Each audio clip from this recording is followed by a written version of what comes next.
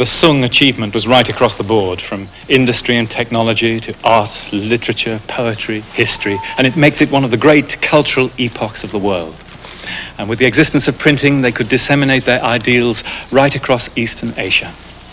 There was another characteristic to that time, and that was of an intense inward cultivation, of inward development.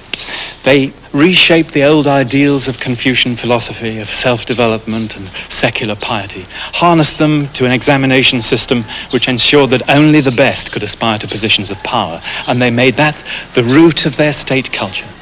Indeed, that philosophy would dominate Eastern Asia for the next millennium, and is the cultural basis of the phenomenal success of countries like Japan and Korea in modern times, for they are still essentially Confucian.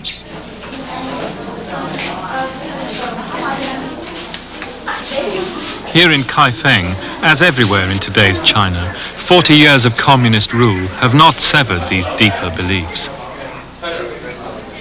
Reverence for ancestors, filial piety, Confucian virtues are all coming back into the open now that freedom of worship is once more guaranteed.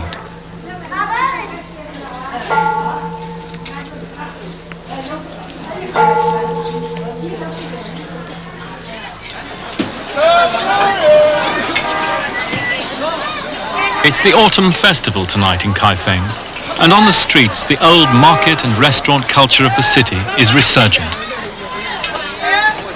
Here in Kaifeng in the 11th century are the origins of another of China's great gifts to humanity, its cooking. The Chinese was the world's first great cuisine, long before the French. In Sung times, vast restaurants here, like the Humane Harmony Diner, it was said turned night into day.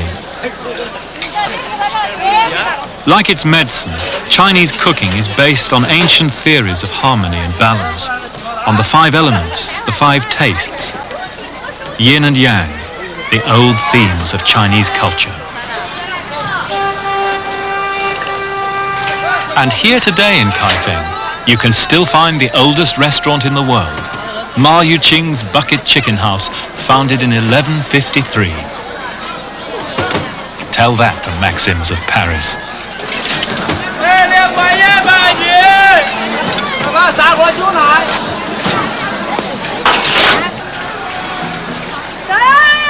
A cuisine is a whole way of seeing the world. It's one of the simplest and most direct ways in which people can enjoy life. A mark of civilization, and the Chinese excelled in it, as they still do.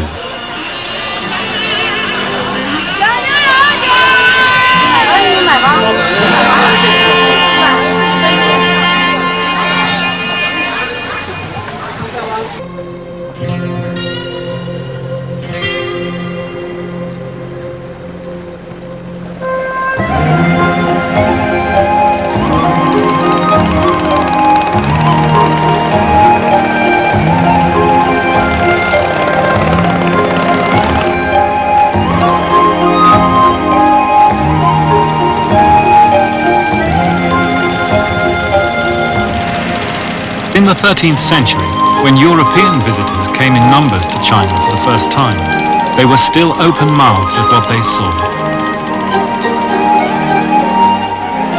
Sailing up the Grand Canal here in Suzhou, the Venetian Marco Polo had no doubt that this was the greatest civilization in the world. I tell you, he said, in all truth, the riches and resources, it's all on such a stupendous scale, you wouldn't believe it unless you saw it. If the Chinese were warlike, they could conquer the rest of the world. Thank goodness they're not.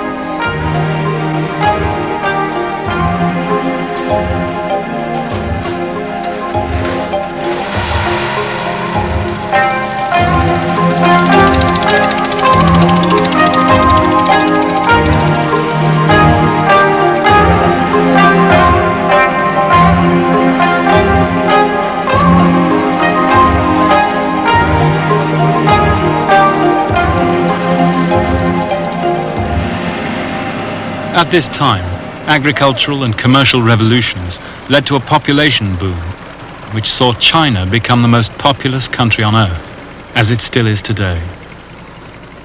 But the country was self-sufficient and could feed all its people.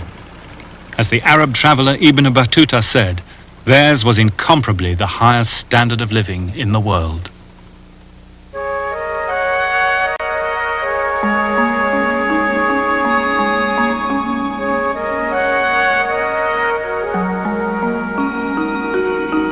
There comes a point in the life of any civilization when the basic necessities of life for the people have been satisfied: food, shelter, freedom from violence. Then it can aspire to extend its higher ideals to more and more of its people. The key conception of Chinese civilization had always been the search for harmony. And all its manifestations were part of that search. From the patterns of the bronze caster and the painter, the porcelain maker, to the designs of the silk weaver.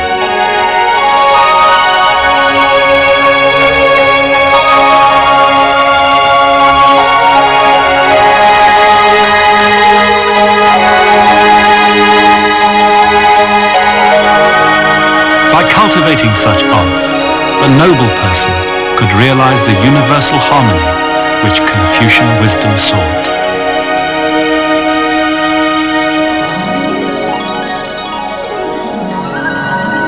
For the Chinese, this was the supreme mission of civilization.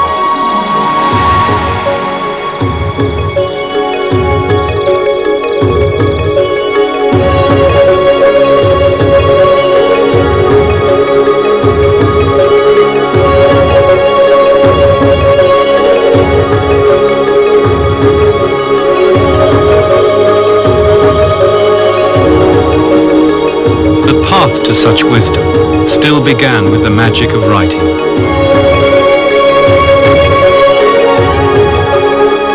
From its beginnings as a tool of divination, writing remained the means of access to the wisdom of the ancestors.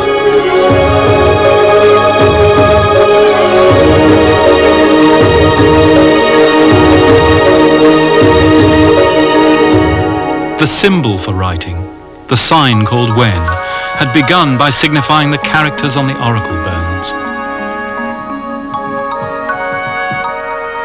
Through time, its meanings deepened and widened to embrace writing, culture, refinement, elegance, till writing came to mean civilization itself. It was nothing less than an expression of the way the Chinese saw the world.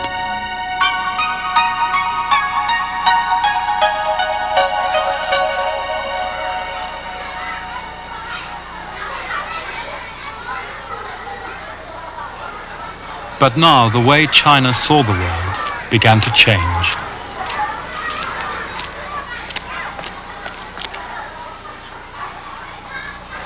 From this vast bay at Quanzhou in South China, now silted up but then the busiest port in the world, Admiral Zheng He embarked on great voyages of exploration in the 15th century, which could have changed the course of history.